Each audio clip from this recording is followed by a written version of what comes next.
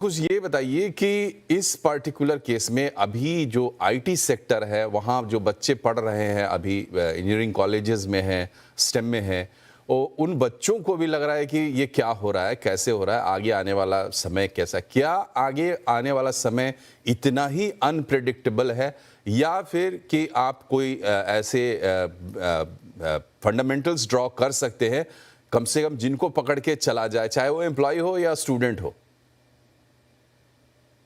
बिल्कुल, I think ये lesson ही सबके लिए होगा कि things are going to be unpredictable और होनी भी चाहिए, क्योंकि हमें शायद इंडिया में थोड़ी आदत पड़ गई है कि we want readymade jobs, we want lot of security, we want someone to guide us, someone to feed us, right? So I think instead of always looking for someone else to हमें कोई काम दे दे या guide कर दे या vision दे दे, तो मुझे लगता है कि एक थोड़ा सा ब्लेसिंग इन डिस्गाइज हो सकता है कि हम लोग बोलें कि सबको अगर किसी को कुछ पता नहीं है, इट्स ऑल अबाउट, लोग बोलते हैं चलो 10 चीजें कर लेते हैं, एक तो सक्सेसफुल होती है, तो हम ही लोग क्यों ना 10 लोग करना शुरू कर दें। हम भी 10 चीजें करेंगे, उसमें से एक सक्सेसफुल होंगे। Instead of supporting someone's vision, so let us have the vision. हर बंदे को डाउट होता है, राइट? सो शायद किसी को रिस्क लेने की एपेटाइट ज्यादा होता है, तो हम उसको ढूंढते हैं। तो लेट्स, हम वो क्यों नहीं बनते।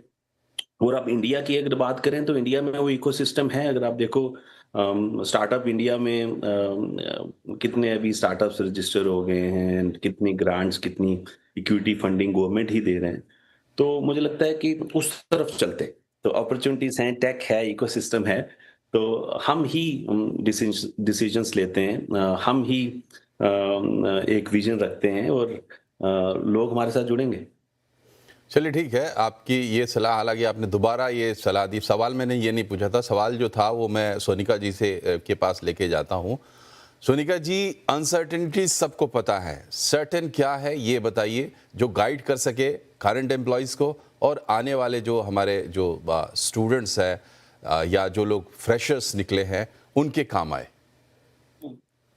देखिए, सर्टेन एक चीज ये है कि मैं सबसे ज्यादा अपने ऊपर, अपनी स्किल्स पे, अपनी कैपेबिलिटी पे विश्वास रख सकती हूँ। हम्म। और सर्टेन ये भी है कि मुझे उसको कंटिन्यूअसली होन करना है, मुझे नई नई चीजें कंटिन्यूअसली सीखनी है, क्योंकि कब कहाँ पे क्या इस्तेमाल हो और मुझको कहाँ पे अच्छा ब्रेक मिल जाए, वो मैं अभी नहीं कह सकती।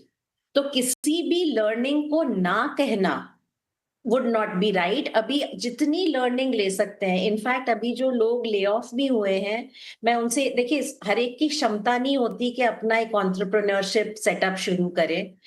रिस्पॉन्सिबिलिटीज होती हैं, बच्चों की फीस होती है, ईएमआई होती है, कभी कभी दोनों कपल्स काम नहीं कर रहे होते, एक ही इंसान घर में काम कर रहा होता है, तो जिम्मेदारियां होती हैं।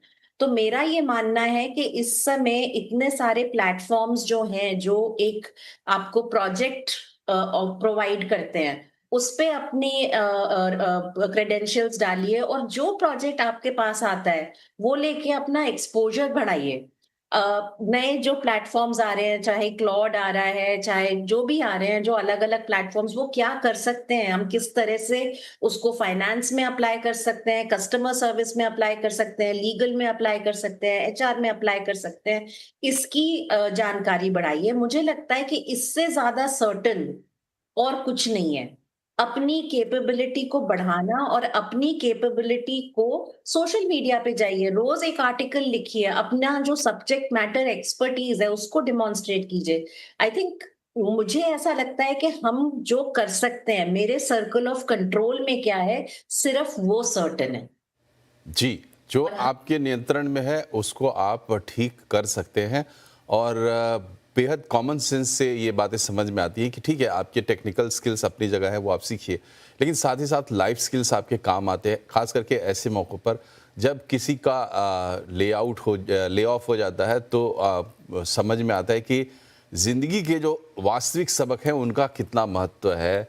अभी मैं पढ़ रहा था आने से पहले कुछ लोग जो सलाह देते हैं कि ले-ऑफ्स के बाद क्या करना चाहिए, तो उनकी पहली सलाह ये है कि 2 दिन 48 घंटे तक अपने आप को वक्त दीजिए, तुरंत अप्लाई करना शुरू मत कीजिए, पैनिक मत कीजिए। तो ये चीज़ें भी आप एकेडमी में ही सीखते हैं।